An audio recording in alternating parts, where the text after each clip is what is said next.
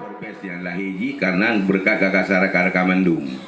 Berkat gagasan rakan-rakan Mendung karena orang duduk naleblah dro anggota DPR mulai dari Nisam Mandara, Bandar Baru sampai tu Sawang, jadi naleblah dro Mendung anggota DPRK yang orang kalian secara kacamata mungkin pembangunan Aceh Utara sangat berat jadi dalam panduan ulu-ulunya.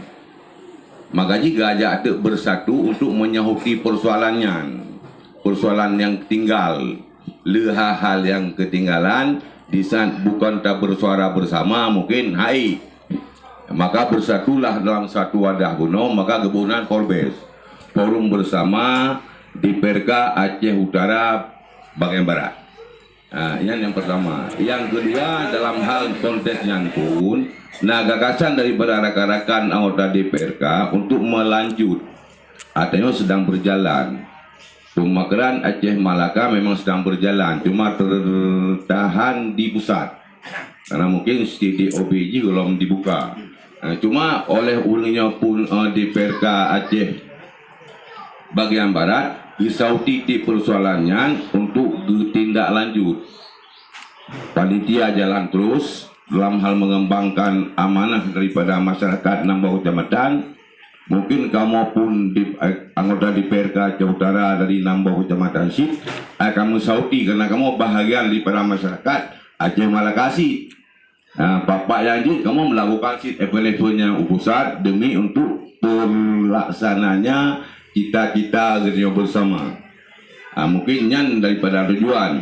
Dan yang perkenalkan anggota DPR dari nambah kecamatan wilayah barat. Yang pertama sekali yang berbeda 14 yang Saifuddin kecil pun itu yang beliau adalah sekretaris di Forbes. Yang kedua Tengku Haji Saifuddin yang Nisam. Yang kedua Tengku Haji Fakhruddin yang Nisam di benar di level dua belum di dua Khairuddin Asih Tengku Haji Khairuddin Asih bela du kalau dia du betul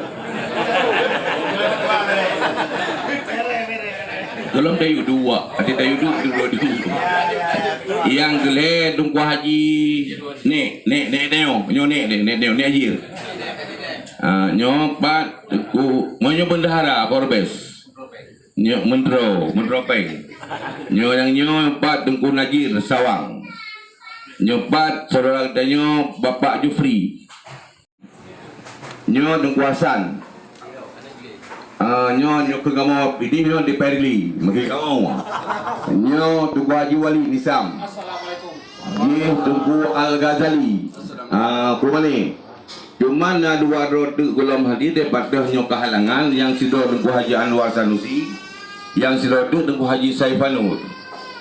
Tengku Haji Samudneo nyah nampak teliti hello nyah Dewan Darah Balua dapat buka salah gejanya wala-wala punya lagi yang nyoku wajah-wajah Islagi sebagai perwakilan urung drone di nambah kecamatan urangnya bersatulah kamu dalam satu wadah yang dibuhnan benar Forbes. Hino hanali kamu pekerjaan dalam Forbes jan hana PA, hana PNA, hana Pilhe, hana Demokrat. Yang napu adalah anggota di PRK wilayah barat. Bersatukan dalam satu wadah demi kepentingan masyarakat Namboh Kecamatan Beno. Mungkin yang dapat itulah yang dapat saya sampaikan. Kalau mengelak di kaca tu. Sedap menjual pelak. Mungkin demikianlah yang dapat saya sampaikan.